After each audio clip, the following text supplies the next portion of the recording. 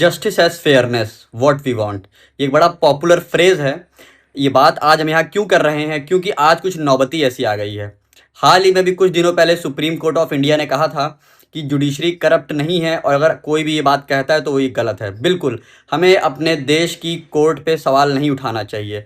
पर हाल ही के दिनों में एक हुई घटना फिर से ताज़ा हो गई है। जस्टिस यशवंत वर्मा, जी हाँ, दिल्ली हाई कोर्ट के फॉर्मर जज जस्टिस यशवंत वर्मा, जिन्होंने इस साल अप्रैल में अपना रेजिग्नेशन दे दिया था, वो चर्चा में आए थे जो उनके घर से जले हुए नोट मिले थे।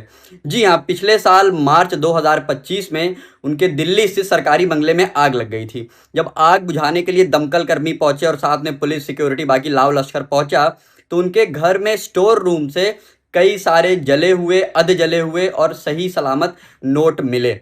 हालांकि अगले ही दिन वो सारे नोट गायब हो गए। क्या हुआ, कैसे हुआ, ये सब एक जांच का विषय था, और जिसपे भारत की संसद ने एक जांच समिति बनाई थी, और जिस समिति ने उनको 3 बिंदुओं पे दोषी भी पाया है। हालांकि अब सवाल ये उठता है कि जस्टिस वर्मा के साथ होगा क्या, क्योंकि सुप्रीम कोर्ट पहले ही उनके ऊपर एफआईआर की जो एप्लीकेशन थी उसको कैंसिल कर चुका है। उसने साफ कहा, नहीं, एप्लीकेशन एक्सेप्ट नहीं होगी उनकी ऊपर एफआईआर करने को लेके।